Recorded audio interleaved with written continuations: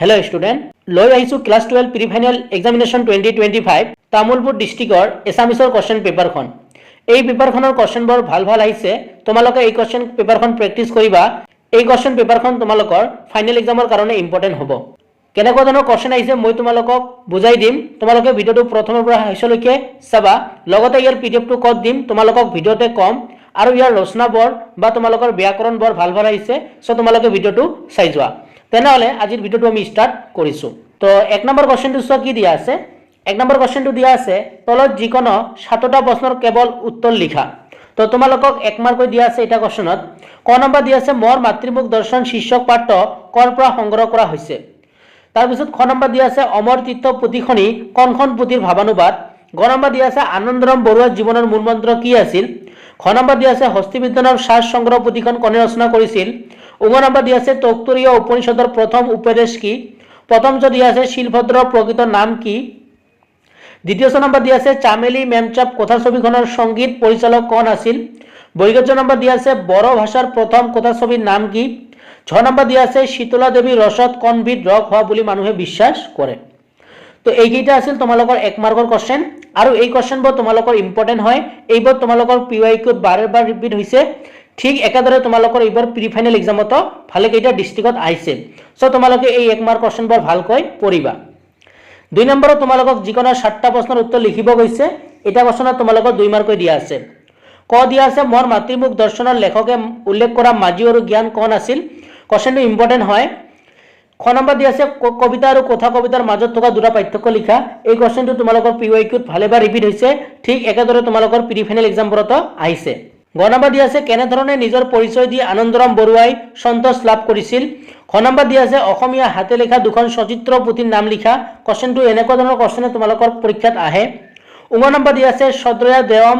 অসদ্ৰয়া অদয়ম মানে কি প্ৰথম দিয়া আছে চুটি গল্প দুটা বৈশিষ্ট্য লিখা এইটো তোমালোকৰ পিওয়াইকিউত ভালেবাৰ আহিছে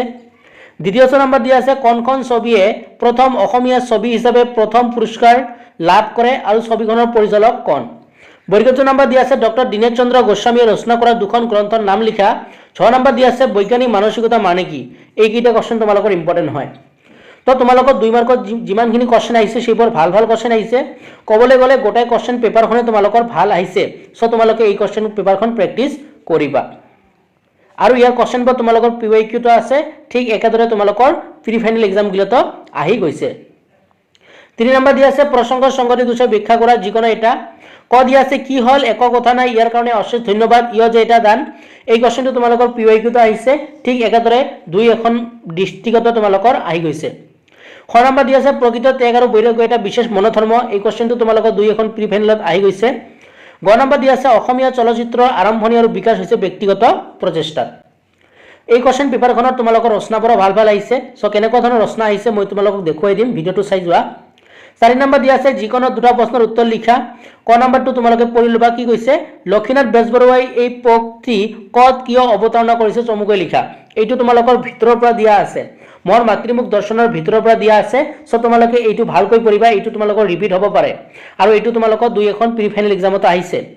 খ নম্বৰ দিয়া আছে গুৰুৱে শিক্ষাৰ্থীক অধ্যয়ন শেষ বা সমাপ্ত হোৱাৰ পিছত কি উপদেশ দিছিল তোমাৰ ভাষাৰে লিখা এইটো কোশ্চেন তোমালোকৰ ইম্পৰ্টেন্ট হয় পিওয়াইকিউত আহিছে আৰু প্ৰি ফাইনাল এক্সামতো দুই এখন ডিস্ট্ৰিক্টত দেখিব পোৱা গৈছে আৰু এইটো তোমালোকৰ ইম্পৰ্টেন্ট কোশ্চেন হয় গ নম্বৰ দিয়া আছে চিঠি গল্পটি নামকৰণৰ সাহিত্যকতা বিচাৰ কৰা খ নম্বৰ দিয়া আছে বৈজ্ঞানিক মানসিকতাই সমাজৰ প্ৰগতি কেনেদৰে অৰিহণা আগবঢ়ায় এই কোশ্চেনটো এইবাৰ তোমালোকৰ ফাইনাল এক্সামৰ কাৰণে ইম্পৰ্টেন্ট হয় নেক্সট 5 নম্বৰত যিকোনো 5টা প্ৰশ্নৰ উত্তৰ লিখিব গৈছে এটা কোশ্চেনত তোমালোকৰ 1 মাৰ্ক দিয়া আছে ক নম্বৰ দিয়া আছে উঠৰে উঠ বাপু গোপাল হে বৰগীতি কি ৰাগত বন্ধা ক নম্বৰ দিয়া আছে তোমাৰ পাঠ্যপুথিৰ অন্তৰ্গত কোনগৰাকী কবি জোনাকী কাগজৰ সৈতে হ'ব জড়িত নাছিল গ নম্বৰ দিয়া আছে নলিনীবালা দেৱীয়ে কোনখন কাব্যগ্ৰন্থৰ বাবে সাহিত্য অকাডেমি বঁটা লাভ কৰিছিল কোশ্চেনবোৰ ইম্পৰ্টেন্ট হয় খ নম্বৰ দিয়া আছে পূজাৰ 16বিধ উপকৰণক এটা শব্দত কি বুলি কোৱা হয় উগ নম্বৰ দিয়া আছে কাঠমিস্ত্ৰী ঘৰ কবিতাটো কিমান চনত ৰচিত প্ৰথম দিয়া আছে মকতল আঘন পংক্তিটোৰ অৰ্থ কি দ্বিতীয় দিয়া আছে উভতি নোহোৱাৰ কবিতা পাঠটি কৰ পৰা সংগ্ৰহ কৰা হৈছে বৈগজ্য দিয়া আছে দিনৰ পাছত দিন কবিতা পুথিখনৰ লিখক কোন তো তোমালোকৰ এইবোৰ যিবোৰ 1 নম্বৰে কোশ্চেন আহিছে 5 নম্বৰৰ সেইবোৰ তোমালোকৰ ভাল আহিছে আৰু এইবোৰ তোমালোকৰ কবি পৰিচয় ভিতৰৰ পৰা দিয়া আছে পিওয়াইকিউ পৰাও দিয়া আছে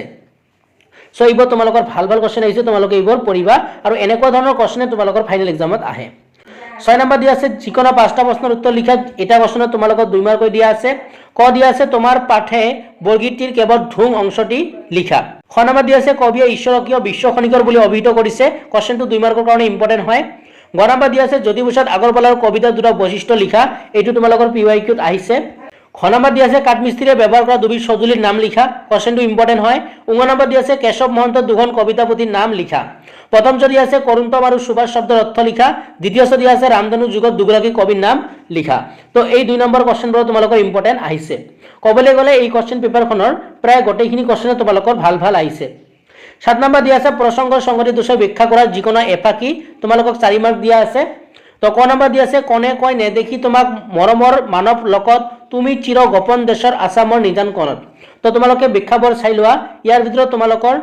এইবোৰ ব্যাখ্যা তোমালোকৰ খ নম্বৰটো তাৰ পিছত গ নম্বৰটো তোমালোকৰ ইম্পৰ্টেন্ট হয় এই এনেকুৱা ধৰণৰ ব্যাখ্যা তোমালোকৰ পৰীক্ষাত আহিব পাৰে আৰু দুইটা প্ৰি ফাইনেল এক্সামত দেখিবলৈ পোৱা গৈছে ঠিক একেদৰে এইবোৰ তোমালোকৰ পিৱাইকিউত আহিছে সো তোমালোকে এইবোৰ ব্যাখ্যা ভালকৈ পঢ়িবা